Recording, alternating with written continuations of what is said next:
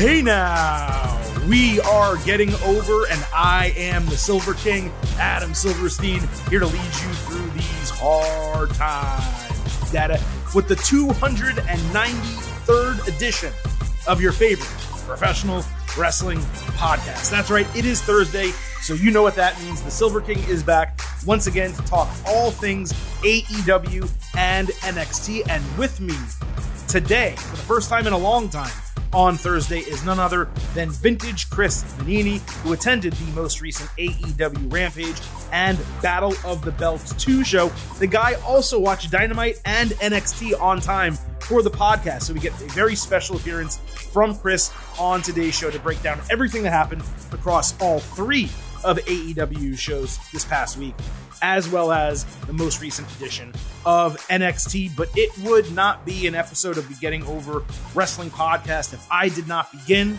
by reminding you that this show is all about Divine. So be sure to head on over to Apple Podcasts and Spotify, leave a 5-star rating on Apple, also leave a review, let people know how much you love the show, why they should listen, and as always, we read every 5-star review live right here on the show. Our most recent one coming in Sunday from JDatDude04. Sounds like a AOL or a AOL Instant Messenger screen name from 1998, something like that. Silver King is getting over 5 exclamation points. One of the best is what I assume it is. It's the headline. It's too long. Adam, great podcaster, shining on his own. I have followed him from a previous podcast. He's fully prepared and provides amazing commentary on all of our favorite shows for the main wrestling promotions, WWE and AEW, and always calls it right down the middle and entertains. On Tuesdays, Adam is joined by Chris Vanini, who offers great insights into Raw and SmackDown. They play off each other very well. Adam also does great interviews with pro wrestlers and does instant analysis for pay-per-views, which I really enjoy as well. If you are a fan of pro wrestling, subscribe to this podcast now. You won't regret it. I don't regret reading that. Thank you, JDatDude04. That's one of our probably 10 best reviews all time, and we got nearly 400 of them. So thank you very much for those kind words. But in addition to leaving the 5-star ratings, leaving incredible reviews like that one, thank you very much. You can also do me one more favor. Follow us on Twitter at GettingOverCast. It is the best possible way to know every single time we drop a new episode. We also do live shows through Twitter Spaces ahead of pay-per-views, and we do posts and polls, GIFs, videos, commentary live during the major wrestling shows in North America. Everything you could possibly want in terms of covering professional wrestling, you can find on our Twitter at GettingOverCast. Okay, Chris, long intro today. Welcome you from like a week after missing shows. You're back, 2 for the same week. Excited to have you. Before we get into the wrestling talk, I know a lot of our listeners also kind of dive into, some other very popular genres of entertainment. Some like probably Star Wars and Lord of the Rings. Those are not for me, but what I do like are comic movies, the Marvel and the DC universes. Just got finished watching The Batman. Just got finished watching episode 4, I believe it is, of Moon Knight. I believe you've seen both. I know you've definitely seen Moon Knight. I'm open to talk about whatever you want to talk about, but I feel like we should have some type of conversation about this to start the show, given it is so fresh in our minds. Yeah, I mean, obviously I missed last week's show, so I figured I'd make it up to come on the Thursday show this week, in addition to having been at the AEW shows. And yeah, I caught up on Moon Knight last night, Wednesday night, and I tweeted that I was starting to sour on the show until the end of episode 4. We won't spoil it here, but the end of episode 4 is bonkers. Yeah. And I was like, all right, I'm back in on it. And then you replied, and you sound like you had the same feeling. I literally just finished watching it when I saw your tweet. Like, I finished watching it, I went to the bathroom, walked the dog, and then I was like, I'm going to go send a tweet about this before I go to sleep. And then I saw your tweet right away. Yeah, it's look, the middle 2 episodes out of the 4, not great. The first episode I loved. The show needs to be weird. It's got to be like kind of off the wall, goofy horror type stuff. That's what I liked at the beginning of it. The middle 2, it kind of turned into like a knockoff of The Mummy or something like that. But I hope they're getting back into kind of the weird stuff. It's very similar to a lot of these Marvel series, I guess is the best thing you could call them, on Disney Plus, in that it takes a couple episodes. Like, it was very similar with WandaVision. I enjoyed what we initially got, not knowing what it was going to be. I was like, oh, this is cool and different. But like by the third episode, I'm like, man, this is kind of wearing on me. Like, this isn't working. But then it became a completely different show in episode 3, 4, all the way through the end of that, season 1 of that series. And I feel like Moon Knight is literally going in a very similar direction right now. Loki did not suffer from that. Hawkeye, that show didn't suffer from it. But yeah, it just feels like it was going in a different direction. But I saw that. I've been sick for, about a week. So I hadn't been getting into a lot of the shows I needed to catch up on because my head hasn't been really clear and I had work and a bunch of other stuff. But I was able to. Batman came out Monday on HBO Plus. HBO Max. HBO Max, I'm sorry. Yeah. Not that far before that, Spider-Man was made available to me, and I got a chance to watch that, both of which I missed in theaters. So I was going to say, so you didn't see these in theaters? No, and I normally would, and the pandemic wasn't preventing me from going to theaters for them. It just timing. It just, for some reason, it didn't work. I had trips and a whole bunch of stuff that was happening, sports and my responsibilities at work. So I ended up seeing all of this at home, and I mean, Spider-Man blew away my expectations, although I did think it was a bit convoluted, if I'm being honest. Yes, it is. Batman, talk about blowing away my expectations. I thought it was going to be shit, and it was incredible with the exception of the way this guy played Robert Pattinson, played Bruce Wayne, the emo take, not for me. The rest of the movie, the casting, fantastic. And then Moon Knight, last night I was like, man, I really don't think I'm going to give up the show. I have not given up a Marvel series since the ones on Netflix. I just stopped watching those cold after Luke Cage season 1, which I enjoyed, but the ones that came after it, I didn't care about. And I see this episode and I am dragging. I'm looking at my phone. I'm scrolling through Reddit, and Twitter and stuff. And then all of a sudden he winds up in that room and I put the phone down and I was captivated for the final 15 minutes of that show. So I wanted to discuss it here. I figured you felt the same way. Yeah, no, I agree. Like I said, Batman, I saw it a while back. It was, a bit long. It didn't drag too much. The floor was high. I think the ceiling was low. It was solid, but that's a lot of Disney Plus and HBO Max. And I know you're excited. About a month from now, we're getting Obi-Wan Kenobi on Disney Plus, and I'm excited for that more than any of these shows. I think I'm sure you are too. So Obi Trice is getting a show on on what? I thought the guy was I thought his career was over. The Obi-Wan Kenobi trailer, I've watched that, I think, perhaps more than any other trailer in my life. It's very good. For those who don't know, Obi Trice, real name, no gimmicks. All right, let's get into the show. You can enjoy your Star Wars on your own time. I will not permit that here on the Getting Over Wrestling podcast. But you know what, folks? We don't, we used to do this, a lot of BS talk to start the show about topics not directly related to wrestling. Tell us if you like this. Do you want us to do more of this to start our shows? Do you want us just to get right into the wrestling? Does it depend on how important the wrestling is in that given week? Send us tweets, DMs. Let us know if you like some of this banter to begin the episodes. But Chris, this is the AEW and NXT episode of the Getting Over Wrestling podcast, and we do actually have a lot to talk about across both AEW and NXT. For anyone who might be a first-time listener of the show, be sure to check our episode descriptions. We will have timestamps for the AEW talk and the NXT talk. If you only watch one show or the other, you only want to hear us talk about one show or the other, you can find the timestamp, skip ahead to the specific segment that you want. But I really do hope that all of you listen to both parts because it's important to know what's going on across WWE, all of its brands, and AEW. Chris, this week, let us begin with AEW. As I mentioned at the onset of the show, there were 3 episodes of AEW TV this week for us to cover, so we have a lot to get through. I mixed it all up based on storyline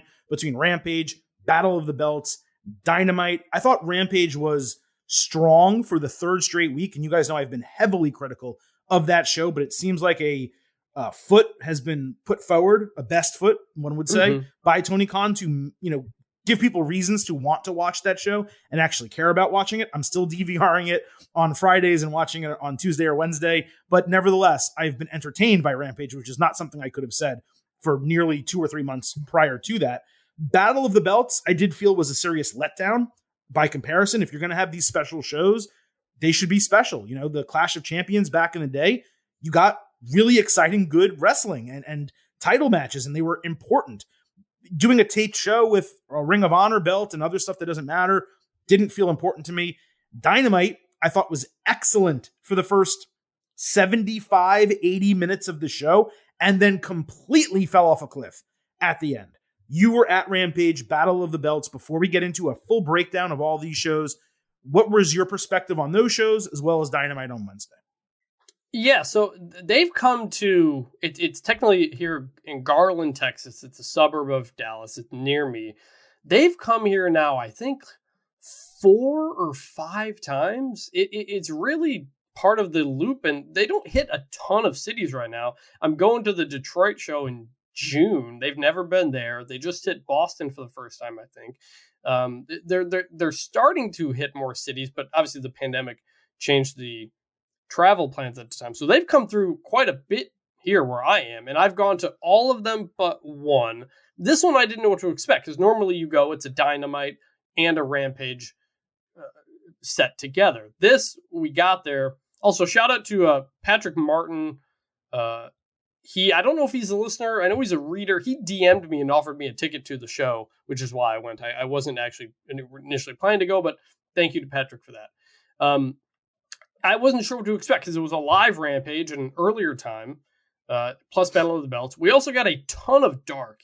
They filmed like 2 or 3 weeks worth of AEW Dark stuff on there too. So it ended up being about 4 hours of wrestling. And I got to say, like, I was into it for the most part, and the crowd was definitely into it the whole time as well. The arena was almost totally full except for the hard camera side, which is kind of normal. The pacing of the show was a bit weird because it was Rampage and then Dark and then Battle of the Belts and then Dark again. And so we ended with a big 10-man tag involving the Hardys and stuff like that, and it was a good way to go home. But I gotta say, the AEW crowds continue to be really, really good. I've got problems with AEW product, and we'll get into them here, but you can feel the electricity when you're there and when you're watching on TV, that the crowds are super into these shows in a way that we're not often getting even at the WWE level. So AEW still got a lot of momentum as it relates to the live crowd part of it too. Yeah, the crowds continue to be really good, and they come across most of the time good on TV. Many of the taped Rampages don't come across well. They seem to pipe in audio or reduce the audio, or maybe the crowds are just tired because it's taped after Dynamite. I'm not exactly sure, but many of those in the past have not come across that great, but the crowds are awesome. The question is, they keep running the same buildings, and there is going to naturally be diminished interest and diminished attention, even if their ticket prices are reasonable, which I believe they are. More they keep running. If you don't know, for us, it's about $30 far back. It's about $50 to be on the camera sides, and then parking. So it is relatively not expensive. Right. So all of that's great, but I know they're going to go to the West Coast soon. But I mean, how many times have they run Pittsburgh and Chicago and Dallas area? There was a time where they did Miami like 4 times in 2 months. Of course, obviously Jacksonville, they're there all the time, but there's a reason for that. Multiple good reasons for that. It just feels like they need to branch out a little bit more. I don't even think I said this on the WWE show this past week, but I meant to say, like, doesn't it feel like WWE is always in Knoxville, Tennessee, and Bianca Belair is always having a homecoming, right? So they are there quite a bit. So, like, look, maybe it's just me being jealous, right? I live in South Florida. The companies don't come here, okay? Because they like North Florida. They like the Jacksonville area. They'll occasionally go down to Tampa or in Orlando because there's a major airport they can fly out of. But they don't like having to trek all the way down to South Florida, to Miami, to the Fort Lauderdale, Sunrise area. We get, like, 2 shows WWE, 2 shows AEW a year, and they're either house shows or really poorly timed, and I'm just not able to go to them. And never pay-per-views in South Florida. I went to Armageddon in like 1999, and outside of WrestleManias in Miami, which there's been 2 since then, I believe, I don't think they've had anything else. Like, no SummerSlams, Royal Rumbles, Survivor Series, Money in the Bank, never here in South Florida. So maybe I'm speaking from a very unique position where, like, I live near a major city, but we don't get WWE or even major AEW shows. But it just feels like they're always in Dallas, Texas. They're always in Pittsburgh. Many of, Atlanta, they're in all the time. I'd like a little bit more variety, and I'm sure their fans would like a little bit more variety as well. But we got to get to this, actually, like the content here of AEW. Get away from the tickets and attendance and all that type of stuff. Let's get into the shows. As I said, Rampage, Battle of the Belts and Dynamite. I'm doing it based on storylines, so we're going to talk about all things that are similar and intertwining with each other together. So I will also designate, by the way, when each of these things occurs, so that everyone understands and we can keep our heads together. So let's start with Rampage, which had the biggest match of the week, the AEW World Championship. Hangman Adam Page defending against Adam Cole in a Texas death match. The pre-match promos here were good. Chairs were the weapon of choice throughout the whole match. Page hit Cole with one on a moonsault, then ran him into a flat chair between the turnbuckles, which of course led immediately to blading. Luckily, it was only a little blood. I don't think he went deep or wide enough. That actually works because a little bit of blood feels like a hard way. It actually, there's some reality to it. Whereas someone with an entire crimson mask after getting run headfirst into a flat chair just doesn't make any sense. Anyway, Hangman got clotheslined with a chain tied to the top rope, but countered Panama Sunrise into Deadeye in a really great spot. Cole countered a Page moonsault outside with a super kick, then hit Panama Sunrise. Hangman may have bladed his chin, I'm not sure. Hangman took Cole off the top rope with a fall-away slam onto a chair. Then they traded strikes and kicks. Cole went to grab a chair, and Hangman hit buckshot lariat. Then he tied Cole's hand to the top rope with his belt, but chose not to hit him with a barbed wire chair. So he untied Cole and immediately ate a low blow. Hangman put some barbed wire around Cole's head and hit Deadeye through a table at ringside in a really dangerous spot that was also exciting, but it allowed him to get into the ring and beat the 10 count for the win. This started slow. It picked up massively in the middle, and then it finished kind of slow as well for what I thought, even though that final spot was fantastic. I thought it was a far cry from their first match. That one was way better, but it was very appropriate for a TV match, and they did enough to make it a Texas death match. So I went 4 stars and an A-. Super entertaining. I'm just thrilled that this feud is over. Yeah, I mean, when AEW started, they said they weren't going to do the rematch stuff, and they've been doing that a lot more. Hangman's been pretty lost since he's been the champion. He's kind of on TV infrequently. The stories, there's not much there.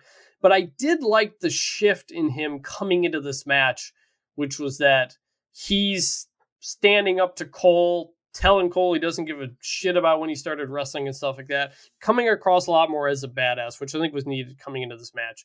That match was fun. It was, obviously a lot going on there. The final spot was indeed pretty crazy. I thought it was a great way to end a 10 count type of match.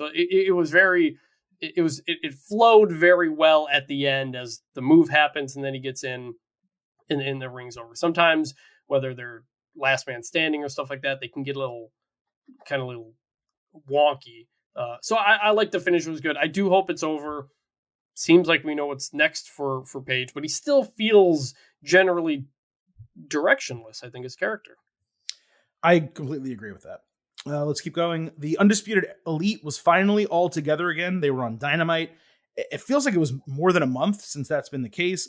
Kyle O'Reilly was excited for his Owen qualifier match against Jungle Boy. Adam Cole gave a pep talk to them as a group, saying all the Young Bucks friends were gone. Cole suggested they do a 10-man tag match next week and fully acted like he's the leader of this group. He said he had something else to handle, but tried to convince the Bucks to go along with it and do the match, which they did eventually announce. So let's quickly talk about the match, and then we'll get into the big announcement, the huge announcement, that Tony Khan had. So we had Jungle Boy against Kyle O'Reilly. After just seconds, O'Reilly reached the ropes on a snare trap to break the submission. He came back with a superplex, escaped the pinning combination from Jungle Boy, hit a brainbuster, and then drove the flying knee into Jungle Boy's back for the clean 1-2-3 to move into the Owen tournament. Christian Cage came out to console Jungle Boy after the loss.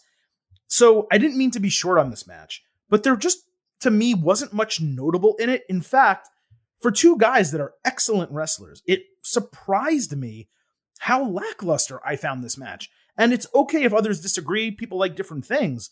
But I went 3.25 stars and a B. I did not think it was anything special. Having one half of your tag team champions lose to another half of a tag team that they've beaten multiple times for the titles already felt kind of weird. O'Reilly is the right person to be in the Owen tournament. It didn't feel like this should have been a qualifier. It felt like it should have been a first round match. I still don't know how many people are in the Owen tournaments or why they're doing qualifiers or what the format is going to be like. Is it, I think it's going to be a bracket because that's what the graphic looks like and not like a round robin, but there's just so little information. And the types of qualifying matches they have are so different from the women to the men, from one women's match to another, from one men's match to another. Sometimes it's 2 stars going head to head. Sometimes it's a star against someone who from Dark. I just don't really understand what they're doing here. So for this match to have been a qualifier, for it to be lackluster, and for Jungle Boy to get beat when it seemed like they were building him up, and they've done nothing with Kyle O'Reilly as a singles competitor so far in AEW, I thought it was extremely weird. So I was going to bring up the tournament issue. This thing was announced, I think, back in 2021. Yeah, it feels like it's been 6 or 9 months since it's been announced. That they were going to do it. Like you, unless we've missed something, and it's possible, but they're not reminding us. I don't know what the format is, how many people are in it, what you get for winning it. Like nothing. We're getting qualifiers at random, and it's just it's odd for such like an important thing that they're hyping up that there's not a structure to it. And this is one thing AEW does. They promote so many things ahead of time all at once, and you lose track of what's happening when and who's involved in what. And so that's one issue. The match itself, it was fine. I enjoyed it. It was fine. I'm not the biggest Kyle O'Reilly guy. That's just my thing. So it was fine. The promo that the Undisputed Elite cut beforehand, though, that actually did stick out to me when I think it was Kyle O'Reilly told the Bucks, you said it, but your friends are gone. And that didn't really hit me until that moment. I mean, you think about the old Elite, the original BTE group. Cody's gone. Hangman's not with them anymore. Kenny's out. Marty Scurll was never with AEW. Cole really is their only friend left here at the moment. And that is an interesting dynamic in terms of what the potential of Undisputed Era is moving forward. So I'm interested in that. But as for the tournament, I'm just kind of like, whatever. Qualifying for a tournament that we have no details on doesn't mean anything to me right now. By the way, so they announced it in September. So it's been 8 months. In December, I think they said there'd be a men's and women's tournament. And then I think in March, they said the tournament first rounds, I think, would start in May. So that's where we're at. But it was announced 8 months ago. And again, we still don't know, is it 32-man men, 16 women? Is it 16 and 8? And what are the qualifiers? Is every spot getting a qualifier? Are some people automatically qualified? Are champions excluded? Are they not? Yeah. I don't have answers to this. For something that seems really important to AEW. I mean, look, AEW does a lot of things. I don't know the best way to put this. So they're doing this for a really good reason. Owen Hart deserves the recognition. Martha Hart, getting her husband this opportunity to be remembered. All of this is spectacular, and it certainly feels like Bret Hart's going to be involved in. Well, this is all really good, but AEW also really likes doing things that they know WWE can't do, because Martha Hart won't let WWE mention Owen's name or do anything like this, right? So for something that it seems like they are doing for perhaps 2 reasons, let's say, or maybe one reason 90% and then the other reason 10%, for there to be this little information after an 8-month period of time is really them dropping the ball. And I know other things have happened. I realize that Tony Khan literally bought Ring of Honor, and they came up with this big announcement, huge announcement that we're about to talk about right now. So it's not like this guy hasn't been busy. He also owns 2 sports teams, by the way, and other companies. And this guy has a lot of shit. By the way, shout out to Fulham. They earned promotion to the Premier League over the weekend. So one of the Khans sports teams finally did something of note by just being able to compete with teams at the best professional level. Yes. Yeah. Still, it's still an accomplishment. I'm not downplaying it. I'm just saying, it's not like they've been in that league, and able to compete recently. Anyway, so there's a lot going on in this guy's life. He's also doing a million interviews, and he's crying about Twitter bots and things like that. But really, none of that is a good excuse for not announcing basic details about these tournaments. I mean, we learned that the finals are going to happen at a certain date. That's good. We're going to talk about that in a moment. But again, how many people are competing? These are basic things I'd like to know. I can't get excited for the tournament until I know what it means. That's all. And do the winners get something? Do they get a guaranteed title opportunity? Is it just the cup? The cup is enough, in my opinion. But is there more to it? Again, things we need to know. But okay. let's move away from that. Let's get into Tony Khan's huge announcement. Tony appeared on AEW TV, not backstage, not randomly, but purposely with a microphone in his hand. I think for the first time ever on television. I know they did the Fight for the Fallen deal where he gave the check out. That was like after the pay-per-view technically went off the air, way back in the day in year one. Was the Ring of Honor announcement, was that on TV with him? Was he on TV for that? Or was that a pay-per-view? I think they just announced that he bought it. I don't think he was on TV for it. You look it up while I keep talking. Yeah, but regardless, he was on TV, okay, which I thought was for the first time ever. It was something he said, by the way, he would never do, but I don't really care about that. It was cool to see him there. Mm-hmm. He welcomed the New Japan Pro Wrestling president, and then Adam Cole interrupted them on the big screen. Cole announced that AEW and NJPW will do a super show called Forbidden Door on Sunday, July 26th in Chicago. He also said he would fight Tomohiro Ishii in an Owen qualifying match on Rampage. He also said that the Owen finals will be held at Forbidden Door.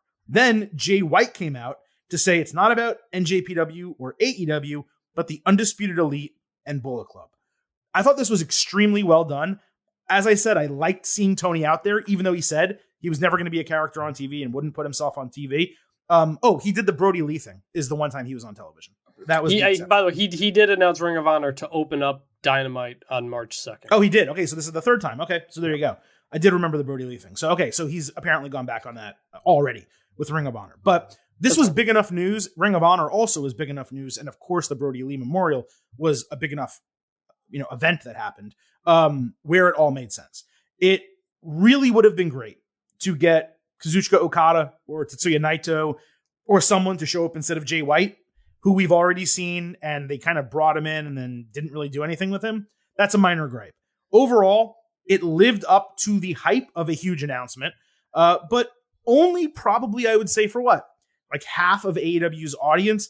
There's plenty of people who have never seen New Japan before and who probably only ever heard of New Japan simply from watching AEW and seeing their talent. But I can only speak for myself. I personally am pumped as all hell. This is going to be an incredible event, and now the door is fully open for AEW talent like Bryan Danielson. Obviously, Jon Moxley has already been over there. CM Punk, a lot of these guys to be in G1 Climax, which happens again this July, and that is going to be just as thrilling as this Forbidden Door show. I've been pretty out of New Japan since the start of the pandemic for a variety of reasons, including a lot of their own storylines and booking decisions and things they did with their world championship. But this is going to get me right back into it. I have seen some criticism online. I don't think it's really fair that, oh, great, AEW is doing something that's a big deal for people who are already their fans, but it's not going to grow their fan base. Well, number one, that's bullshit, because there is an entire country of Japan. This is an entire other nation who, by the way, is one of the 3 or 4 foremost nations that loves professional wrestling, right? It's, what is it? The United States, Mexico, Japan, and England in some, or the United Kingdom in some combination, right? Probably Japan and Mexico are 1B, 1C to United States 1A. Hell, that may not even be correct. Mexico may be even more than the United States. I don't know. But the point is, this is a country, a big country, that has a ton of wrestling fans. So this is a very good thing for AEW. And this is also a 5th pay-per-view for them. They've only had 4 for the first 3 years of their existence. Now they're adding a 5th, and it's a big super show in Chicago with New Japan that is going to probably get, I don't know, like 130,000, 150,000 pay-per-view buys. It's going to sell out. That's a lot of money coming in, even if you have to split it. I presume that maybe next year they're going to do an AEW New Japan show in Japan. That would make a lot of sense for them to do. So this is a great business relationship. So people shitting on this, I don't get. Maybe it's because I know and love, or loved, I should say, New Japan, that I care more about it than others. But I don't get why people don't think this isn't a big deal. Okay, is this going to grow their fan base in the United States? No, but business is about far more than that. So I'm excited about it from a wrestling standpoint, and I'm excited about it for AEW from a business standpoint. To me, this was completely good, and the announcement was well done. Yeah, I'm not a big NJPW guy. I'm aware of it. I know the people in it. I went to the G1 Climax when it was in Dallas a few years ago. Again, everything comes through Dallas. But so that's sure. I don't know. Some of these people are. I'm sure I won't know. Did you go to the G1 Climax show in Dallas? Yeah. Okay. Yeah, and it was a lot of fun. I had a great time.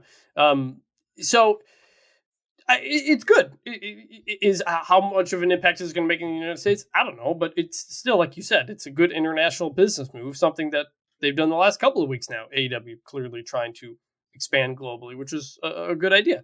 As for this announcement, it was the structure of it was kind of weird to have Tony come out and then the NJPW guy come out, but then Cole interrupt and then Jay White comes out. It was like a lot of things going on at once. And when Jay White came out, first of all, Jay White's like random one-off appearance in AEW a few months ago, or whatever that was.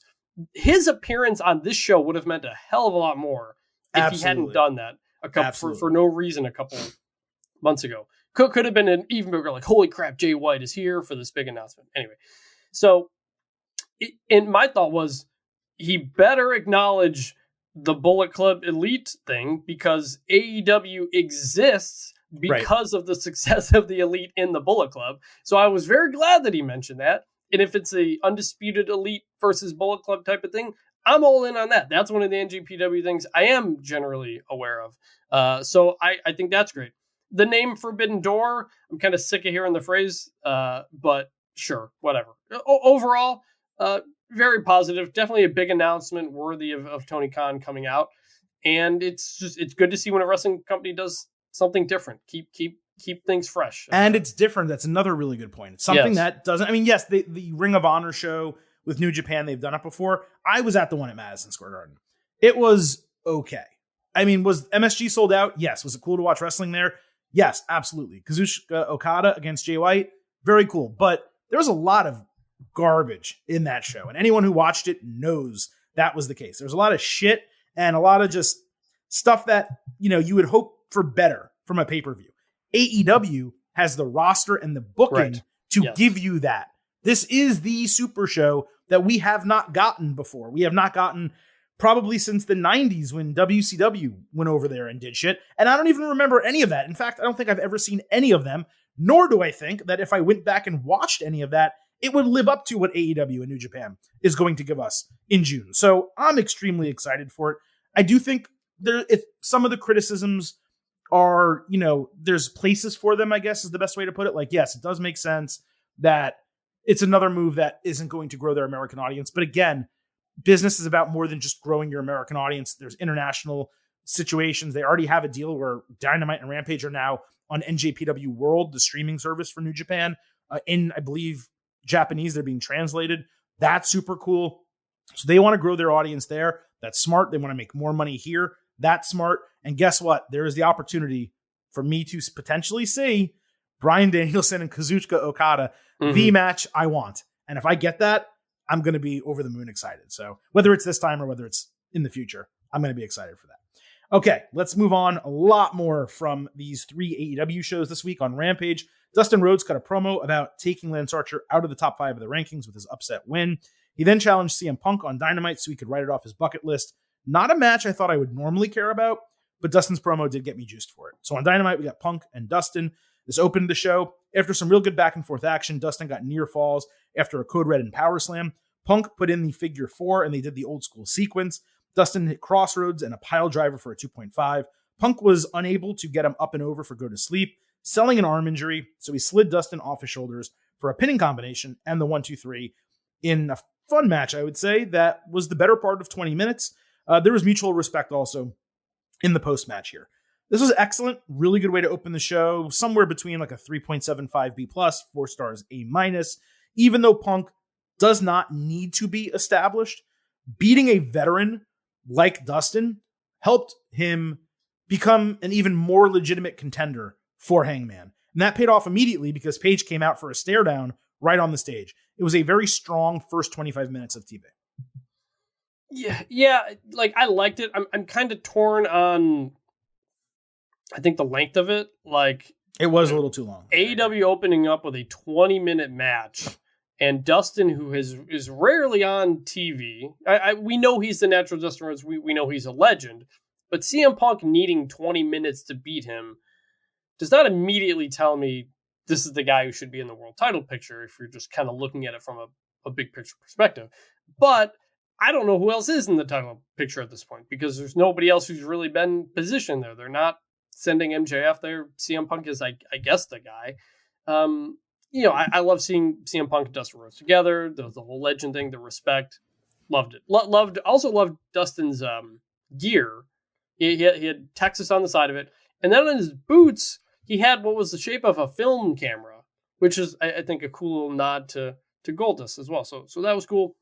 Overall, I just felt this was maybe a bit too long. And if CM Punk is going right into the title picture, it should have been a bit more... a bit definitive, more dominant. Decisive. Yeah, definitive is a good way to put it. Yeah. I agree with that. That is a fair. It was a little indulgent unnecessarily, especially when they had a lot of matches and segments on the show and a lot of stuff to yes, they did a lot on this show. There was. So let's just keep going with it. So the main event was Darby Allin against Andrade El Idolo in a coffin match. Private Party and Blade attacked Darby after the bell. Sting revealed himself in the crowd in the old school Sting face paint under the Sting mask and no-sold a chair shot. Darby gave Andrade a low blow, and Sting again jumped off a vom onto four guys for a pop. Again, this is a singles coffin match between Darby and Andrade. Andrade caught Darby trying a coffin drop outside and tossed him with a German suplex. Then he had a vertical suplex on the ramp and a toss suplex onto a metal grate. Darby put Andrade into the coffin with a tope suicida. Andrade tried to escape, so Darby slammed the door, which had thumbtacks on it, into him. Andrade just stayed in the coffin. Jose ran down to help. Jose takes off his jacket and shirt when there's a coffin with thumbtacks in it. Guy's an idiot. So Darby backdrops him into the tacks. Then he slams the lid onto Andrade, who, by the way, is still in the casket or a coffin. Does it twice. Andrade slides into it completely, like his arm falls in, and it gets closed for the win. And then after the bell, the Hardys come out and do the delete chant on the ramp for really no reason at all. It wasn't the worst casket coffin match that I've ever seen, but it was up there. Sting basically outshines Darby every time the guy gets on TV, to the point that you forgot this was a coffin match until the final 6 minutes. Darby badly needs to get away from Sting. It's over. They have to move past this.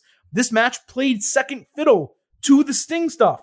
And then the Hardys come out to chant, but they don't bother to help while Darby's getting outnumbered 4-1 and then 4-2. Plus, it's another big match loss for Andrade. He probably should have won this, if you really think about it. What did this victory do for Darby? Again, Sting was the one who got over here, and it was a Darby Allin Andrade match. I went 2.75 stars in a C+. I really did not think this was good at all. It was one of the lowest points of the entire show, and the Darby Allin booking is, as you can tell, infuriating me at this point. Look, I've never really cared about Darby Allin as a character, as a whatever. Andrade's just kind of nothing over there. I didn't really care about either of these people, and you're putting him in the main event of the show for another coffin match. I don't know how many is it 3 at two. Least? I want to say 2. 2? Was it, I guess the one must have been, it feels like it just happened the other, not long ago, but I think you said it, make it a body bag match or something else, make it a bit more unique to Darby Allin, sure, but in general, I don't really care about these people. I pop big for Sting. Doing the mask thing again, jumping off a thing again. Sting is getting more from this, I think, than Darby Allin is. And so, I think you need to split them away. But more than anything else, Darby Allin needs a character, man. Like the guy who's just kind of emo all the time and skateboards. It's been like 3 years of that. I still don't know much about him, what he wants, why. Like there's just not much there that I'm personally connecting to. And so it's just kind of whatever when I see it. But I'm excited for Sting. And that's probably not a good thing. So on Battle of the Belts, we had a TNT Championship match. Scorpio Sky defending against Sammy Guevara. Sky hit the TKO on the apron. Sammy later came back with a running Spanish fly for a near fall. Ethan Page saved Sky from a high-risk move and ate a shooting star press outside while being distracted by Ty Conti. Sammy slipped on the double springboard cutter, and Sky kicked out at 2.5. Dan Lambert distracted, basically for no reason. Paige Van Zant ran down to brawl with Conti. Sky poked Sammy's eye right in front of the referee, who did nothing about it. So Sammy gave him a low blow behind the referee's back and hit the GTH to regain the championship for the third time in, I guess, 5 months? So in a change from usual AEW booking, Sammy was actually allowed to celebrate without an attack, to the point that he and Conti blatantly French kissed on the ramp. The match, I thought, was nothing special, and the entire finish was completely muddied by the distractions and the women fighting at ringside. I went 2.5 stars in a C. I just didn't really care for this at all on Battle of the Belts. I didn't care for it, and I'll say in person, and I tweeted this at the time, saying it wasn't a spoiler, the crowd had very much turned on Sammy by the time he walked to the ring. And so it was this kind of weird dynamic where, to the crowd, they're both heels. And some people would kind of sarcastically cheer for Scorpio Sky because the people were really turning on Sammy. The match was kind of whatever. And then when he won, I was kind of surprised. I was like, I don't know, because this is, I don't know if this is, this him and Ty thing as a face group is absolutely not working as a face gimmick. Something needs to change. And then it changed. Yeah, well, so let me first say, before we get to that, this was not as bad as Finn Balor's United States Championship reign recently. Because unlike Balor, Sky never lost. And he actually did beat Wardlow, even if that was bullshit. But it was terrible. And a complete waste of time. Mm-hmm. They gave a guy who beat no one on Note over an entire year on Dark credit for an undefeated streak. And let him win the title, only to lose it to the same guy he initially beat 1 month later. In between, he refused challenges with the exception of Wardlow, who earned one and got screwed out of the opportunity. This wasn't even a transitional title reign, which you could say, okay, yeah, it wasn't a good reign, but they did it for a storyline purpose or to protect someone or whatever the case. This was just total absolute garbage. It felt like AEW kind of said, hey, you know what? We should probably give Scorpio Sky a title reign, but we don't actually want him to be champion. Let's just be honest. That's what it was. It was total garbage. The first year that it existed, the TNT title was treated like a huge deal. Those reigns for Cody, Darby Allin, Miro, the way Brody Lee won it, even though his reign wasn't great. But while Sammy has had this TNT title, his matches, they've been exciting. They've been good. But his reign in the championship have felt completely worthless. And it felt to me, before we got on to Dynamite, like this was going to continue going, this feud, so that Conti and Van Zant could keep fighting with a mixed tag team match. I don't have a desire to see any of these people. Okay, Ethan Page, I'd like to see him. Scorpio Sky, Dan Lambert, Paige Van Zant, Ty Conti, Sammy Guevara. I don't want to see any of them on my TV. And you guys know I've been a huge supporter of Sammy's as a wrestler and the future since the beginning of AEW. So for them to make me feel that way about 5 different people, that is a failure in terms of booking and storytelling. I agree. And that was my feeling coming out of Battle of the Belts. But I will say what happened next on Dynamite has kind of shifted my feelings on it a bit. Okay, it didn't for me, so this will be an interesting conversation. So on Dynamite, Frankie Kazarian walked up backstage and he wants to challenge Sammy for the TNT title. Scorpio Sky walks up to him. He asked Kaz, since they were former partners, hey, do me a favor, dude. Wait a little bit longer for your opportunity. I want a rematch first. And Kaz agreed, even though he's a face now and Scorpio Sky's a heel, just based on their history. So then in the ring, Sammy was finally down to wearing only one title. So one positive here is they got rid of the 2 belts. Great. He got some jeers and told people, be mad over my relationship with Ty Conti, which, by the way, is a direct steal of Be Jealous from The Miz and John Morrison. Men of the Year came out and got sparse cheers. Lambert said Sammy can either give Sky a rematch or get a pounding that Conti could only dream about. He got a pop for that. It was a good line. Pop for that. It was a good line despite continuing to be misogynistic shit from him, but it was a good line. Sammy agreed to a rematch as long as they also get a mixed tag team match. Then Sammy's music starts playing before he gets to finish the announcement that they're going to have a ladder match next week for the title. Why are they having a ladder match? Didn't he just have a ladder match with Cody, or am I mistaken? He did. Okay, so he just had a ladder match. They're doing another one for no reason. And let me get this straight. They are doing a double turn with fucking Dan Lambert as the person that they are countering this with. And why are we turning Sammy heel again? Like, why is this necessary? This whole thing is a complete mess, and it's the last thing I want to see. These guys fighting again, and then a mixed tag team match. I presume at Double or Nothing. I don't know, maybe TV coming out of that. Please put me out of my misery and end this damn storyline. Look, it's very convoluted, and I'm not going to mix that. But I will say, I think they successfully made a double turn here because people cheered the Men of the Year coming out, and people cheered Lambert for the lines. But it was like they were forced to do so. Because they hate Sammy so much, because that has But they don't hate him so much. They moderately hate him a little. No, they hate him. I was in that arena on Friday and then heard it on Wednesday. They are sick of Sammy and Ty together. And I don't know if this was the original plan or if they're adapting on the fly because people are hating them. But either way, as I said after Friday, it needed to happen. So because of that, the Men of the Year are suddenly getting cheered. Now, Lambert, it was a good line. He had a couple lines that popped the crowd. I didn't mind it. But honestly, this is the perfect opportunity to get them away from him, the Men of the Year. Correct. Ethan Page is a great talker. The crowd is clearly behind the two of them now. I like Scorpio's guy. I really like Ethan Page. This is the opportunity now to get them away from him. And I think really elevate these two guys as essentially a face tag team now or something like that. So I think this worked to an extent of that they pulled off a double turn. I am kind of sick of it a little bit, but the different dynamics here have me interested moving forward. Now, if they switch the title again, do we need another title match right away? No. You could stretch this out for a few weeks and then do a title match, but AEW never does that.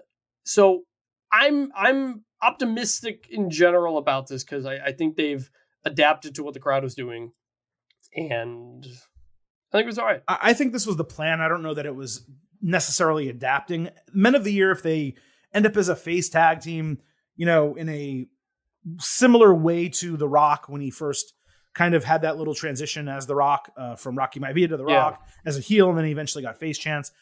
I'm okay with that in theory, but again, turning Sammy heel, there's not a great reason for it. It doesn't necessarily make sense. And doing it with a third championship reign where he still has the TNT title and he's not cutting good promos as a face and he's not cutting good promos as a heel. To what end is this? Who is the person they are putting over? Is it a Keith Lee? Is it a Swerve? Right. Where is it going? Right now, it is as repetitive as anything that WWE does. Like, you want to talk about Big E and Apollo Crews fighting 18 times in whatever period? This is the same shit.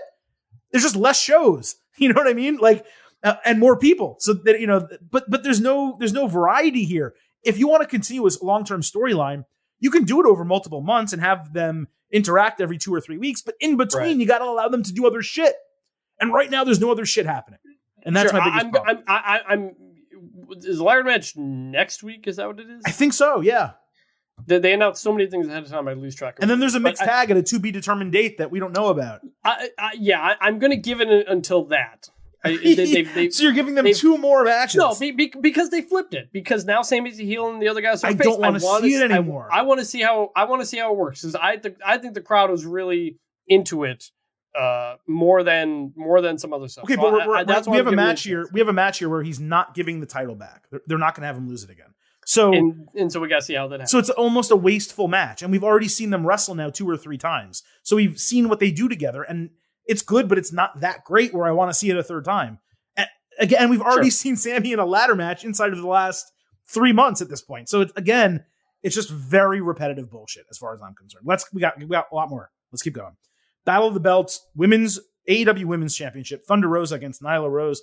Nyla did an apron bomb and overpowered Thunder early. Thunder hit a stunner and a few drop kicks, plus a really bad tornado. There was back and forth action with Nyla mostly dominating. Thunder dodged an attempted senton on the apron. She eventually reversed a Hurricane Rana into a pinning combination for the win. This was a horribly built match in terms of storyline, and it was awkwardly paced and presented once the bell rang. Thunder deserved much better for a first feud, And she deserved to hit a finisher and beat someone at the end of this, especially given how bad it was. I went 2.25 stars in a C. I mean, I don't know the last time I've graded significant AEW matches this poorly, but this is legitimately what I felt about it. Yeah, it was a bit of a letdown from a match, which was too bad because I really like both of these people involved. I love Thunder Rosa. I love Nyla Rose. I think they're both really good. It just didn't quite click for me.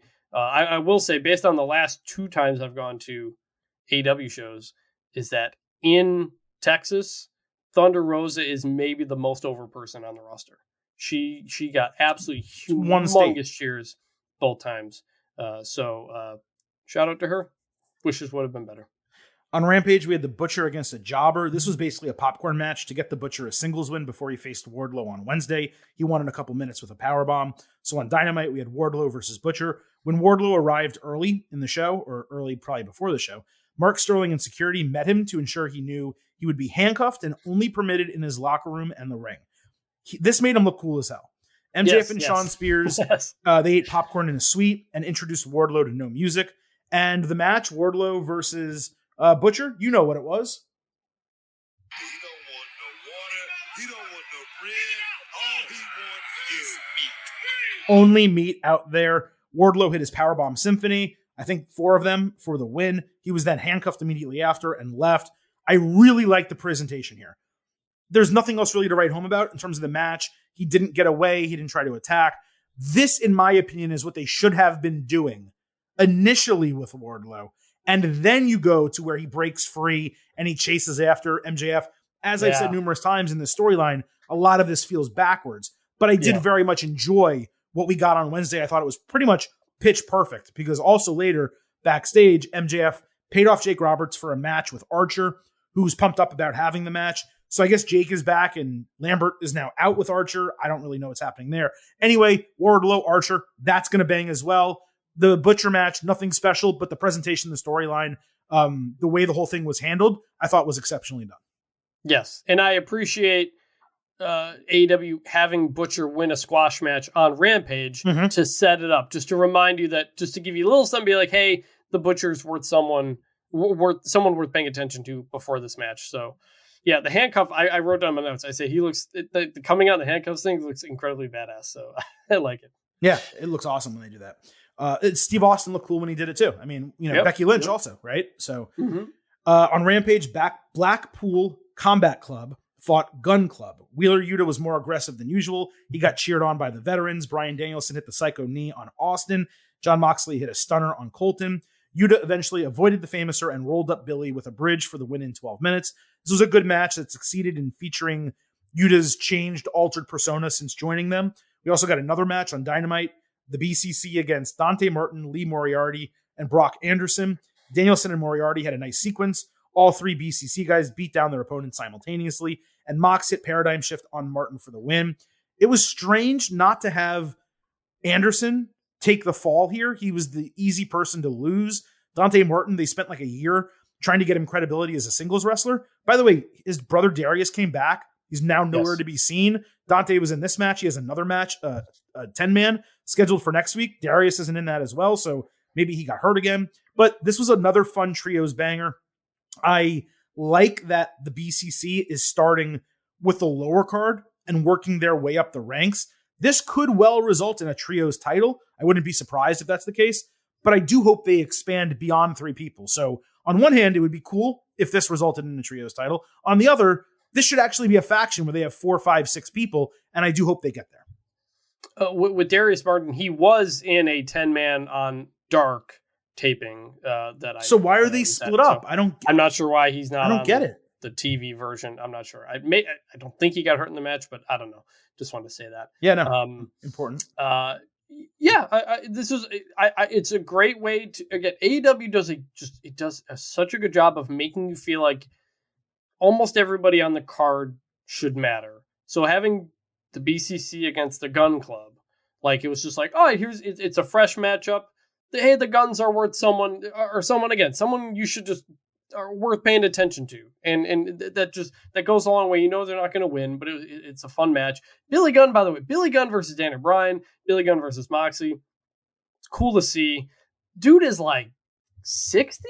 Yeah, he looks good. Dude looks 58. Dude looks insane. I mean, that's 60. It's the same thing. Yeah, so just shout out to Billy Gunn. And like you said, starting with the lower card, working their way up, and it not being a squash match, that just helps everybody. It's a good format. Absolutely.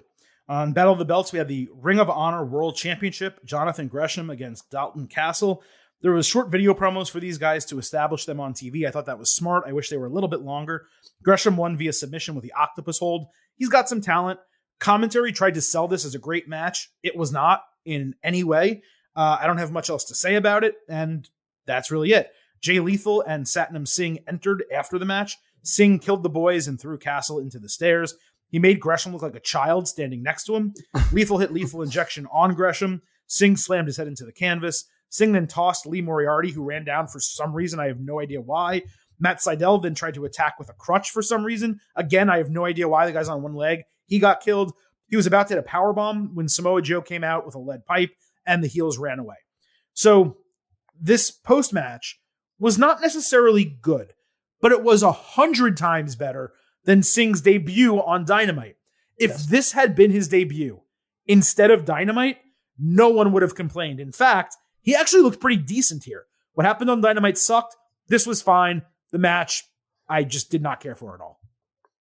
So the match, I didn't really care for it either, but I will say I've only seen Dalton one other time in person, and I must have just forgotten, because he blew me away in this match in terms of what he can do and his size and kind of look. And my thought coming out of this match was, this is a guy who I think would be great in WWE. Not necessarily the character, but the worker. Well, he is a peacock, so... Yeah, but exactly. Sure. But like, I was just like, especially working against such a smaller guy, I was just like, wow, like, I'm surprised this guy hasn't gotten into WWE or whatever. That was just my first thought watching him. The match was whatever.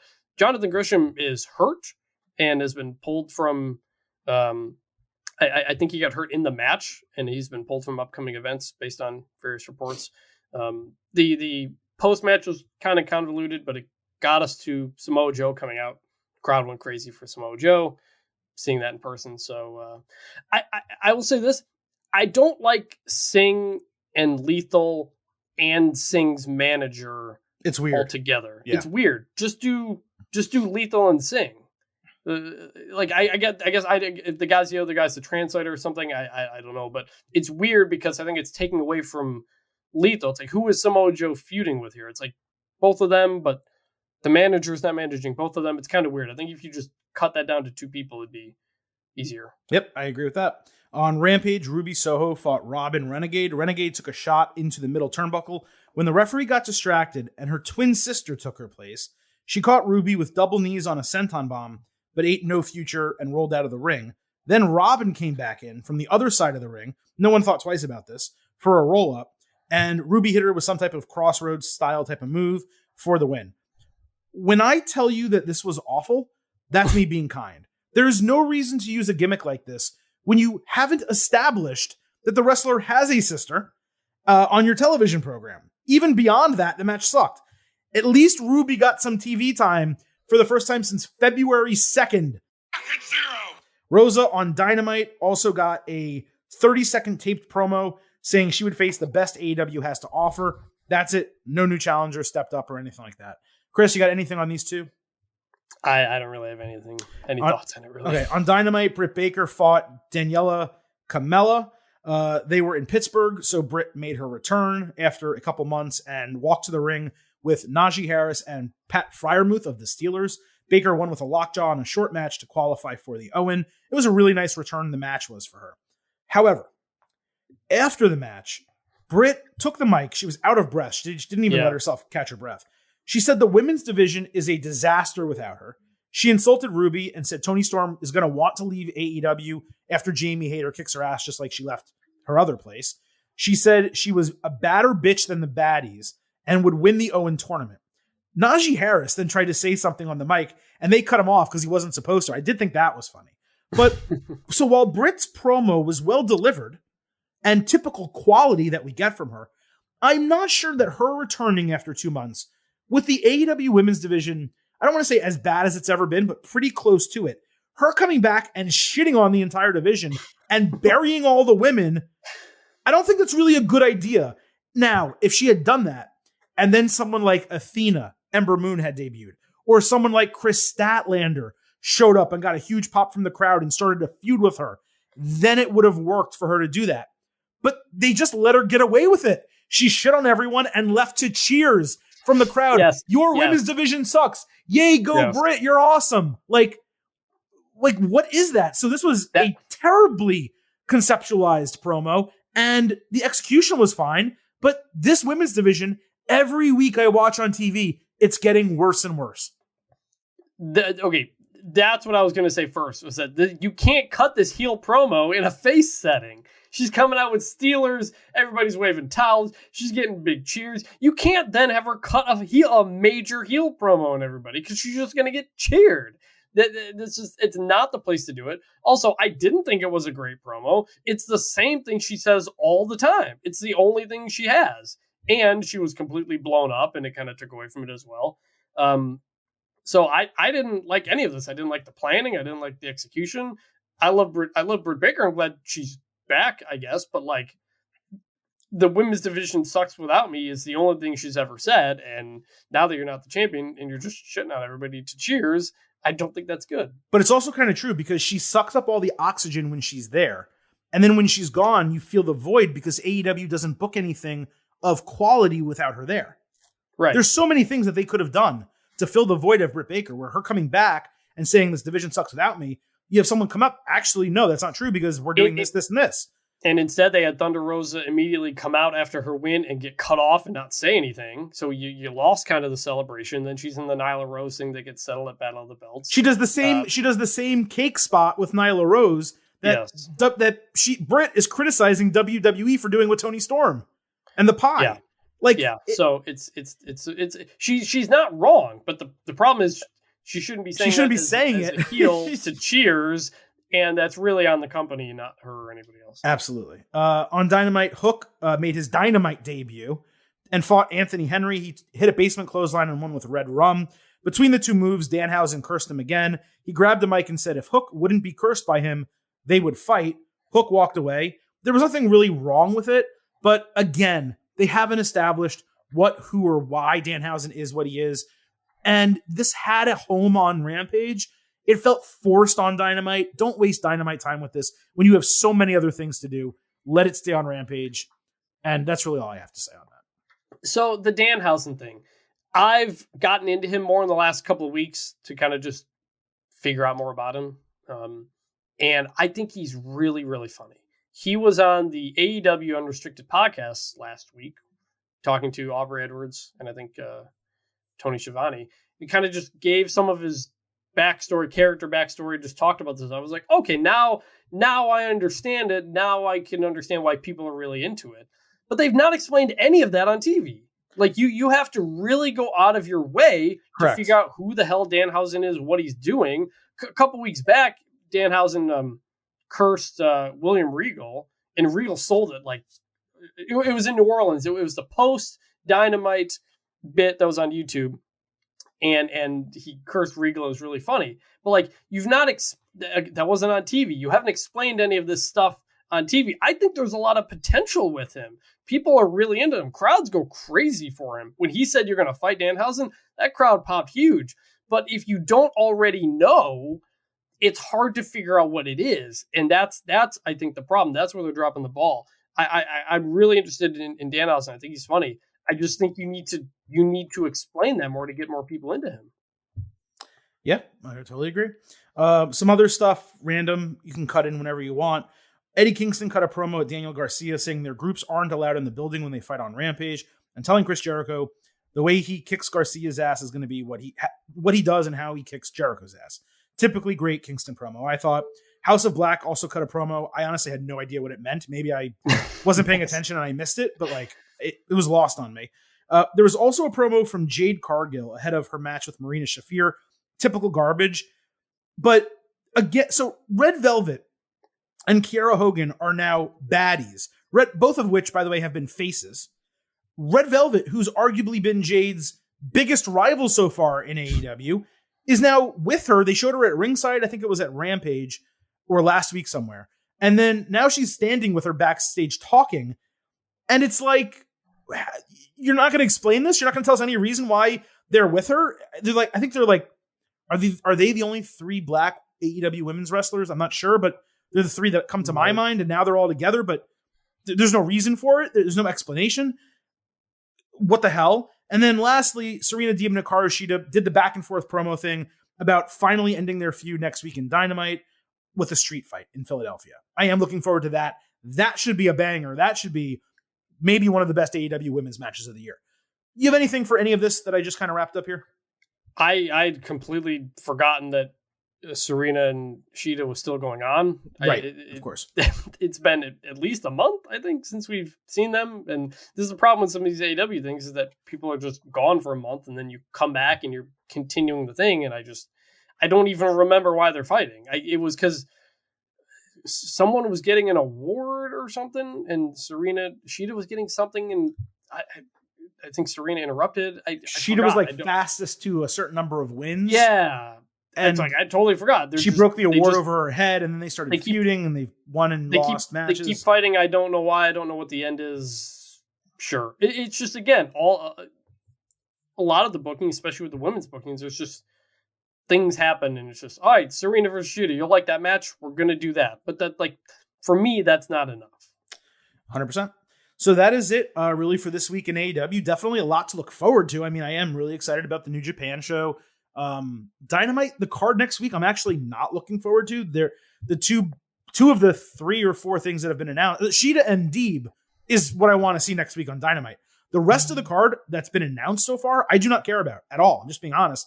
And Rampage, from what I remember, there's really nothing on it in particular that I care about, which is a difference for me from what's really happened over the last 4 weeks, maybe, or so from AEW, where they've really had a lot of stuff booked on the shows that actively made me excited to watch the next week. That is not the case for me, at least personally, coming up. Let's move over, though. One other thing about booking forward. Excalibur listing off like 8 matches or a ton of people right before the main event. He like sped through it all. Somehow, hat tip to him for doing it. But it kind of highlights the problem with the AEW booking in that he's just listing off like 20 people, and you're like, next week, blah, blah, blah, blah, blah, blah, blah, blah, blah, blah, blah. It's like, that doesn't get me excited for next week. Like, and by the way, that's exactly why you don't have the hook match, right? Or you don't have one of these other like 2-3 minute segments, because it gives you the opportunity to promote your next show. They crammed so many backstage promos into this show that are like 10 to 20 seconds long. Yeah. That they don't mean anything because there's so many of them. They lose their impact. I think the only in-ring promo on Dynamite was Britt? Sammy too. And Danhausen kind of. But like, it feels like they're cramming so much into it that nothing is getting a chance to breathe. And that lessens the impact of it. That creates a really good environment for the live crowd because you're getting constant action. You're not sitting on your hands. Yes, and as someone who was there, we got there for 4 hours. We weren't bored. It's the opposite of what WWE does for the live crowd. For the home crowd, it to me is too much. That's just what so there's definitely a very wide gulf between AEW and WWE, the way they pace their shows. And the sweet spot really legitimately is right in the middle. But both of them are at totally different extremes right now. And I mean, WWE needs to come closer to AEW than AEW needs to come closer to WWE. But both need to kind of move into that center in terms of the way they pace their shows. Because it really is, for both of them, difficult to watch for different reasons, completely different reasons. Okay, let's move over to NXT. Chris, I know, did watch NXT. He is not a constant watcher where he sees every single week, and he may not have opinions on every single thing. So Chris, I'll do a little slight pause at the end of each deal. And if it's something you want to interject, feel free. And if not, then I'll just keep moving on. The way I would describe this past week's NXT was controlled chaos. You had Legado del Fantasma feuding with like 3 different groups, storylines intertwined with each other, lots of booking that countered my expectations from match finish standpoints. It was not my favorite episode, mostly because Almost all of the matches except one were unnecessarily short, but there were definitely some highlights. So there's a lot to get to. The show's already an hour 10 or so. So I'm going to get to as much as I possibly can, as quickly as I possibly can. Pretty Deadly opened the show celebrating their tag team title win. Grizzled Young Veterans interrupted, angry that they weren't in the gauntlet match. No shit. They should have been in that match. So they said basically they only had, they being Pretty Deadly, success in the UK because GYV left. So they demanded a title match. When Legado del Fantasma randomly came out and attacked them, clearing the ring, I was juiced that GYV actually got to do their entrance ramp promo for the first time in what felt like months. They're just too good to hold down, as I've said numerous times. But, as we're going to find out, that didn't play out the way I expected it. Indy Hartwell and Persia Pirotta, they were acting thirsty backstage when they saw Pretty Deadly and basically tricked them into agreeing to a match with Dexter Lumis and Duke Hudson. Indy later was trying to get the guys matching gear, and she was doing that while Hudson tried to game plan without Lumis actually answering, so they just stared at each other. And Indy said that wasn't the way to communicate with him. This was actually pretty well done, the backstage stuff with them. The problem is, it made zero sense that Lumis and Hudson were getting a tag team championship match in the main event of NXT without ever teaming together and wrestling before. That was extremely stupid. So we got the match for the titles, Pretty Deadly against Lumis and Hudson. Hudson got the hot tag and made one champion spear the other. Then he ate a rotating slam for a 2.8. He eventually got blindsided with a boot for the loss as Lumis was knocked down outside. It was not a main event caliber match. It was largely a disappointment. There was no appearance by the Creed brothers, who have been feuding with Pretty Deadly. There was one great moment, though, where Pretty Deadly slid out of the ring simultaneously. They did the Shawn Michaels deal where they throw the arm around the woman or women at ringside until they notice that it's not their partner that they expected. Shawn did it with Melina. I think he did it with Sunny back in the day as well. Very funny, very obviously something that he included in the booking of the match.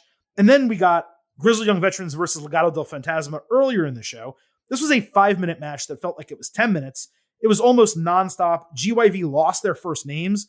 So Gibson got knocked outside as Legado hit the Russian leg sweep kick on Drake for the win. I did not understand this booking at all. Legado was just in the gauntlet match and lost. They also lose all of their tag team title opportunities. GYV had hardly been on television and looked to be among the new challengers for Pretty Deadly, and they just got beat straight up clean in the middle of the ring. It would have made more sense to me, if you're going to do what WWE did or NXT did following this, to just have GYV fight Pretty Deadly and lose clean.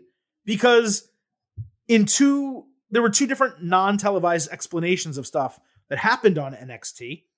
GYV on social media, they were backstage, they were despondent after the loss, saying they were done and they did not come to the United States for this. It was very similar to the Roderick Strong retirement angle that they ran a few months ago, where he left and then he came back refreshed with kind of a different gimmick and different partners and stuff like that. So I expect that GYV is going to get an entirely new gimmick. I thought GYV was perfectly good as it was. As long as the replacement is as good or better, that's fine. My guess is that this they saw as a black and gold NXT gimmick. They want to give them more of a 2.0 gimmick with guys like that, literally grizzled young veterans. That might be tough to accomplish. But again, if you were going to do this, just give them the title match and have them lose the title match. There was no reason to insert Legado here. There was no reason to insert Lumis and Hudson. Allow them to have a 15, 17-minute title match, lose, and then you tell the same story. So I was just frustrated at the storytelling and the booking of this entire thing. It wasn't like the worst stuff in the world, but as someone who watches the show, cares about the tag teams, has been wondering about GYV and why they haven't been on screen and why they haven't been utilized, it was very frustrating to me. Chris, I know I just combined like 4 things into one, but I wanted to get it all out because I felt like you may have needed some context there. Is there anything that you kind of had about all of this? Your explanation of why not just change the opponent for Pretty Deadly and make it a longer match just to cut down on the number of things happening in the show makes sense. The Lumis and Hudson stuff backstage, the matching gear stuff, it was interesting. But you made the comment about controlled chaos for this episode of NXT. There are, and this includes digital only stuff, but there are 27 videos on the WWE YouTube page just from this episode of NXT 2.0. That's compared to 17 from Raw, which is a 3-hour show. So it really goes to show just how much they really crammed into this episode. And I think what you explained is an example of where you could have maybe saved some space and give it a little, like we said with AEW, have let a couple more things breathe. Yeah, you do the GYV angle this week, and then you do the Loomis and Hudson angle next week with Pretty Deadly. Yeah. That's all. It's super easy to do that. Again, I don't understand why they did it this way. And one thing we've talked about since the change to 2.0, those first 2 episodes of 2.0 were chaotic as hell. They tried to introduce and show so many people. The matches were like 2-3 minutes long, all of them. And those were among the 2 worst episodes of this new NXT. This felt like a mix between the NXT episodes of the last 5 or 6 weeks that we've loved and those early episodes that I hated. And because of that, this just, as an entire episode, top to bottom, it did not hit me the way many of those other ones did, for a large reason because of the main event. We're not there yet. We're going to get to it in a minute.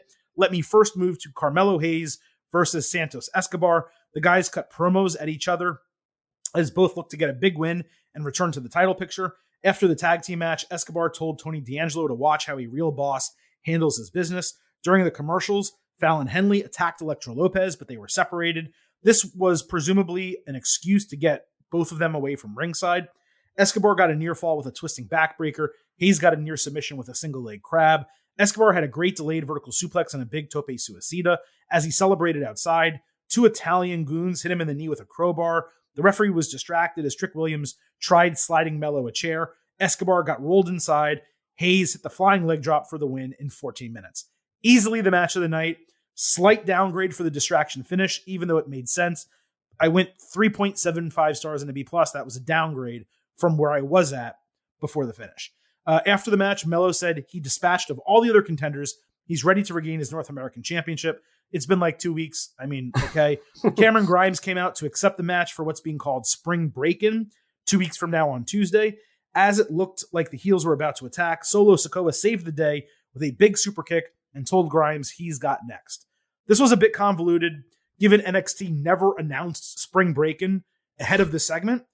Doing a triple threat with Sikoa allows him probably to get pinned and Hayes to move on, or still demand a one-on-one match, or maybe go after the main championship. As far as Legado goes, D'Angelo later denied the attack had anything to do with him, but when he found their Escalade in the parking lot, it was later revealed that it got booted and had a dead fish in fish wrap on the windshield, which obviously sent Escobar into a frenzy. I didn't see the 2 goons. I didn't get a look at their faces. I presumed one of them would be Fabian Eichner, given he split up from Imperium, but I just didn't get a good look, so I don't know. But this was, top to bottom, the best stuff that we got on the entire show. The match was good. Both storylines that intertwined made sense. And yes, it was very stereotypical Italian stuff, but granted the feud that we're getting, Legado versus D'Angelo and now his crew, it makes a lot of sense. Look, as an Italian guy, I still love everything about Tony D'Angelo. I think he really just embodies that character and does a really good job with it. You could do a really bad job with it and I would hate it. But he does a really good job. And the issue is he doesn't, at the moment, he doesn't really have goons with him. So if they do this whole thing with Legado del Fantasma or not, it feels like he needs 2 guys with him to do a 6-man, kind of like a Italian mafia versus it makes Mexicans sense type of thing. Yeah. Cartel versus a mafia. Yeah, I get it. Yeah, I'm interested in that. Like that's kind of a cool story. So interested to see where it goes. I thought the D'Angelo stuff was, again, really funny. As for the Spring Break-In triple threat, I was also confused when I heard Spring Break-In. I was like, wait, did I miss something? So that makes sense. I love Sikoa. I think he's like awesome. He's obviously got ways to go a little bit, but he really looks the part, and I think he's got a ton of potential there. And I'm just fantasy booking him into the bloodline like as soon as possible. But you want him to establish himself on his own first, and I get that. But man, he feels like he's someone who could really bring in some, no pun intended, fresh blood to the bloodline story. He really could. And I think maybe if he loses this, maybe that's what they do. But that would make a lot of sense if they did it. Braun Breaker entered the ring at the end of the opening tag team segment. Speaking about chaos, by the way, demanding Joe Gacy come out with his father's Hall of Fame ring. Gacy appeared on every screen in the PC, kind of like Russell Crowe and Virtuosity. Have you seen that movie?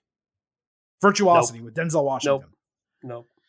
Okay, kind of like Russell Crowe in that movie, laughing that Braun. That's not as offensive as like you not seeing Rounders, but it's a movie. Denzel and Russell Crowe. I would think you see it. Yep, that's appealing. Laughing that Braun should come find him as Breakker left the ringside area. Braun later heard Rick Steiner's voice, but wound up being lured into a cage by a tape of the abduction from 2 weeks ago. Braun eventually made his way into some spooky room with mirrors. Gacy appeared in one mirror, so Braun turned around, didn't see him. He broke the mirrors and freaked out. Then, as Pretty Deadly was celebrating their main event win, the lights went out and Gacy appeared on the crow's nest scaffolding hanging over like the ring area. Braun made his entrance and charged up the scaffolding. Gacy said he'd give him the ring back if he got a title match. So Braun accepted, and Gacy put the ring in his pocket. Then he pushed Breakker off the scaffolding into a void. When he landed, there were suddenly druids there that surrounded him as Gacy stood on the crow's nest, like menacingly laughing. This was incredibly bad. Like, I don't have the words to describe how horrible this was.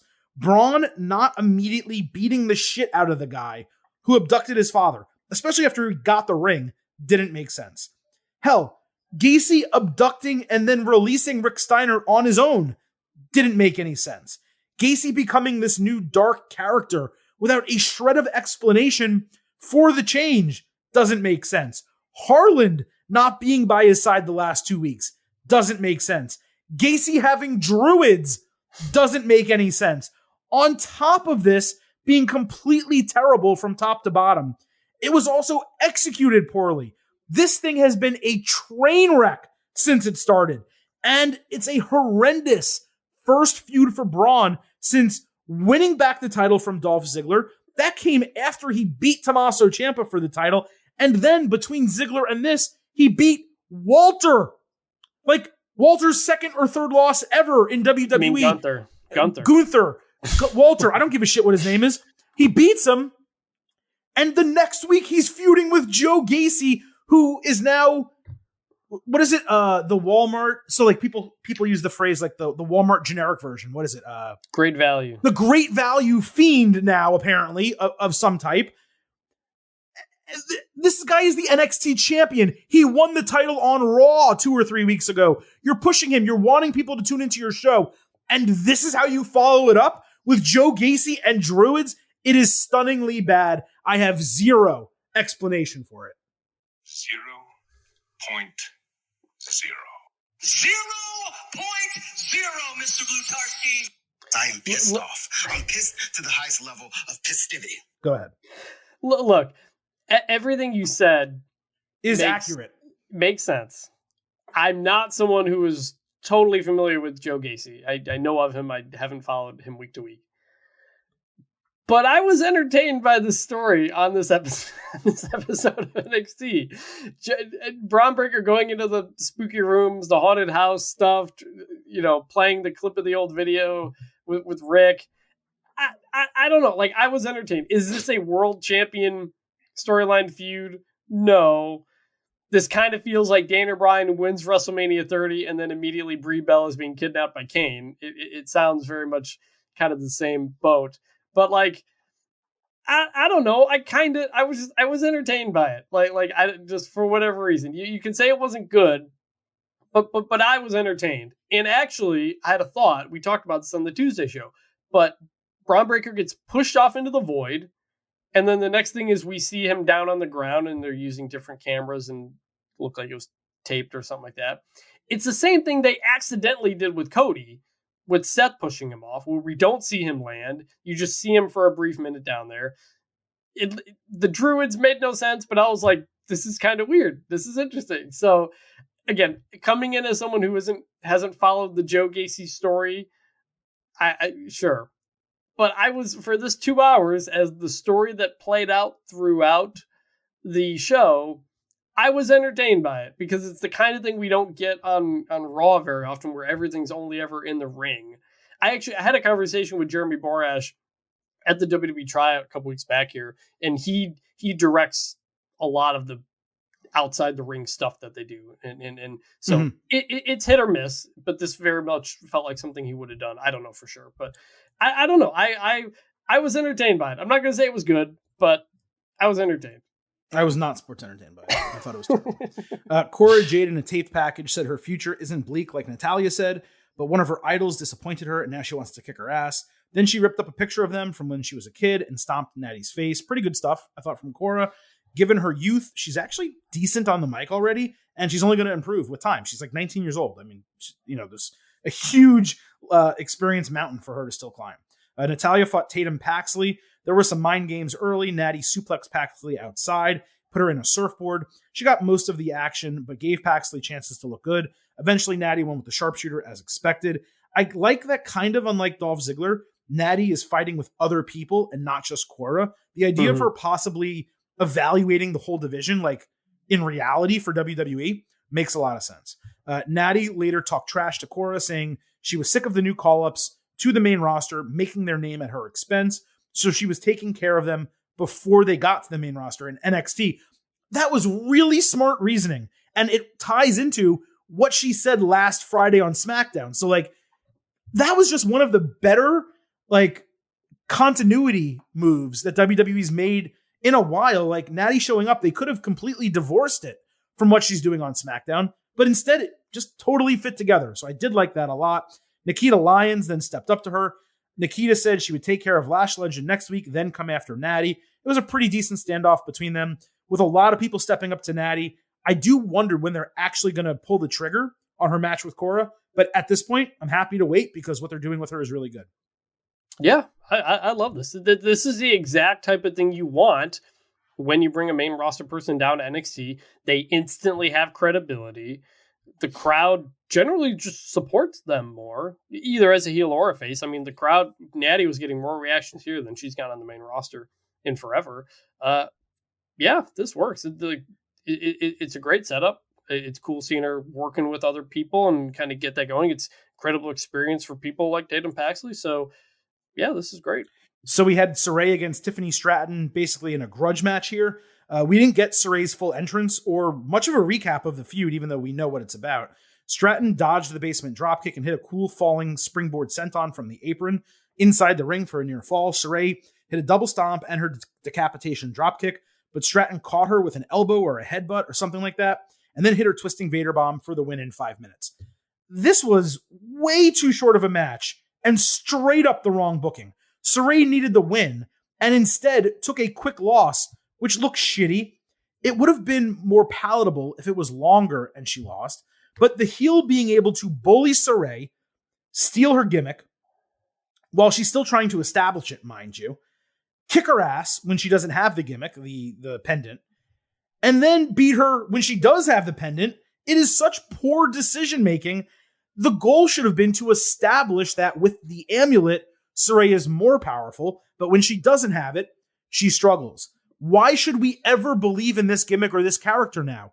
I don't want to say it was a burial because I don't believe that it was, but it was terrible handling of Sarray, and it really makes me wonder if they have any plans for her whatsoever. I was incredibly disappointed by this, even more than the Braun Breaker thing, because that's just bad for being bad. This actually disappointed me. This is bullshit, man. I don't have much familiarity with either of these two except for what you've said on the pod before, but everything you said makes sense to me. Grayson Waller fought Sangha. Waller backstage called Sangha an idiot for ruining his championship opportunities. Andre Chase came up to talk trash when suddenly Sangha swung open a door. He did look like a beast, I gotta say. He chased Waller into the ring. Waller demanded the bell get rung and got his ass tossed around. Sangha dropped an elbow on his back and Waller grabbed the bottom rope to save the fall. He ran Sangha into the post and hit his rolling cutter for the win. This was pretty well done. Sangha did get a chance to look dominant for a stretch and make Waller's win more impressive, but obviously Waller had to win. I don't really have much of a takeaway beyond that, but it was nice for Waller to kind of do this, separate from Sangha. Waller has an extremely bright future. Sangha, I have no idea what they're going to do with him. Yeah, I love Grayson Waller. I am a huge believer in him. He is, I looked it up yesterday, I think 32 years old, so not on the younger side there, but that charisma, and he just, that it factor. He absolutely has it. Actually at Walleye Mania, WrestleMania weekend, he popped on the stage for something and just really had the crowd in the palm of his hands. He is really talented. He does need to shave. He had like a little stubble around his lip and stuff like that, and it took away from me, because if he's straight, smooth face, incredibly good looking dude, looked a little bit weird, like 5 o'clock shadow or something like that. Small thing. He gets really easy heel heat, like he's a heat magnet, just like the Miz. Very similar. Magnet. Absolutely. Very, very similar. But you're right, 32. It's almost like, you know what? Another 6 months, bring him up. Like, just kind of get him up there, let him do his thing. You know, look, people are still debuting. Like, Ciampa just debuted, and I don't know how old he is, but like 36. He's 36. 30. Okay, that was a pure guess, and I got it right. But 30. So people are still debuting older, and that's fine. But 32, by that point, they should be up there kind of going, especially with what they're doing with 2.0 now, all these young people way younger than that, you don't want them to be kind of overlooked, right? Wes Lee got a promo backstage saying the last few weeks have been rough for him. He feels lost and he's been doubting himself. They didn't mention MSK or them dropping the titles, but it was very clear what they were referencing. Zion Quinn said the real problem is he doesn't run straight. Lee said, I have no idea what that means. Quinn said he would teach him a lesson. So Lee countered that he may doubt himself, but what he doesn't doubt is his ability in the ring, and fighting him and beating Quinn should ease his doubts. It was a really interesting way to address the dissolution of MSK, but Lee was very competent on the mic here. That gave me a lot of hope for him as a solo performer. So we got Wes Lee versus Zion Quinn. Lee was shot out of a cannon, but Zion quickly overpowered him. Wes slipped on a springboard move. Lee caught him with a forearm, then hit his running forearm for the win. This was not what I expected, and I was really disappointed at first that this guy lost his tag team partner to no fault of his own and just got squashed, basically. Not squashed, but lost decisively and quickly in his first singles match. However, there was a social media video, just like I said with GYV earlier, that showed this is all storyline and character development. So I'm going to wait on it provisionally. I'll say this was good. Still, though, it would have been nice to have seen a more competitive match. Again, there was too much on the episode. Instead of this being 3 minutes, if they had 7 minutes in it and he lost, you would say, man, he's really talented. He can go at this on his own, but it sucks that he lost. Then they give you the social media thing. Maybe they do that on TV instead of doing it on social media, and they pay it off immediately at the end of the show. So again, just too much on one show instead of focusing on things that really matter. This was one of the things that I thought really mattered. Roxanne Perez had a vignette that showed her playing video games as a child, teenager, and then an adult. As she spoke about it being her dream to compete in WWE, she started cutting a backstage promo when Toxic Attraction interrupted, saying that it's normal to be nervous around them and not to set her bar too high because she would not reach her goals. She was supposed to debut next week, but JC Jane said she had an attitude and wanted to fight her immediately on Tuesday. So we had Roxanne against JC. 2 minutes into the match, Wendy Chu appeared on screen, tore apart the Toxic Lounge. Perez then caught a distracted Jane with Code Red for the win. Vic Joseph had a great video game call saying it was achievement unlocked. I appreciated that. So Roxanne Perez, for those who don't know, is Roxy, who was in Ring of Honor, and I want to say she was the champion there. She made her debut last week on Level Up, and I cared so much about it because I've heard such good things about her. I actually watched Leveled Up. So she was impressive there. To see her there impress them the way she impressed me, that she got called up so quickly to be on the main NXT roster in a match. That's great. That's what we want, right? She's a super talent. She was trained by Booker T, and like Cora Jade, has a lot of influences from AJ Lee. I think she's going to be a no doubt star. Literally the total package. Good look, can cut a promo, really damn good in the ring. So I was thrilled for all of this. But again, I just wish she had a longer match and didn't have a distraction with Wendy Chu. It's allowed for her to beat JC Jane. JC Jane, yes, she's one half of the tag team champions. She is not established as a singles competitor. There would have been no harm whatsoever in Roxanne Perez beating JC Jane clean without Wendy Chu. You can have maybe Toxic Attraction attack after the match. Wendy Chu makes the save. Then you do Chu and Roxanne in a tag team match against Toxic Attraction if you want to do it. Again, it seems like, Shawn Michaels is the main booker here. It seems like he's jumping ahead and not allowing people to establish themselves immediately. And I know that is something that WWE did a lot when he was there in his heyday. But, with the book now, he really needs to be more deliberate about stuff and establish people and then let feuds and storylines play out instead of jumping 2 steps ahead when he didn't need to. So this was another example of something I really liked on the show, but could have been way better if there was just less stuff overall. I will say I was very impressed with Roxanne. I was completely unaware of her, but I saw a lot of people saying things on Twitter about her beforehand, so paid attention. She looked great. My only criticism was the video package, which was I grew up loving WWE, playing the video game, and now my dreams come true. Like, I hate that WWE does that character for like every new woman who comes in. They do that. I watched it on TV and grew up, but never the video game aspect of it. I guess to me it was pretty much that's not a character you connect to through any sort of life story. So it was okay. Whatever. I'm happy to be here I always hate. I'm just happy to be here as the babyface character. It's the exact same thing we criticized with Aaliyah when she came up to the main roster and stuff. So that's not on her though. Where I'm going to disagree a little bit. So like, okay, if you bring in someone who's like 24, 26, Aaliyah, who's been in NXT, she was in there for like however long, 6 years, right? For her to say, I'm really happy that I finally made it to the main roster. It's been a dream and I've been working hard for it. It is legitimate reality that it's true. She was in NXT for 6 years and finally got there. Roxy and Cora Jade, they're 20 and 19 years old.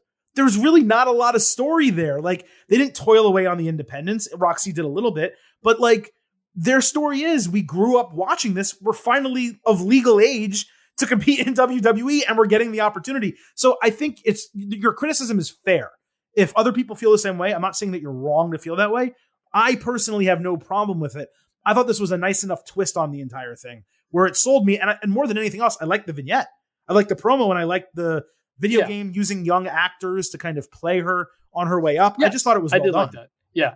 I think I also dislike that watching her play WWE 2K12 as a kid makes me feel old. A decade ago, she was 10. She's 10 years old when that came out. Think about that shit.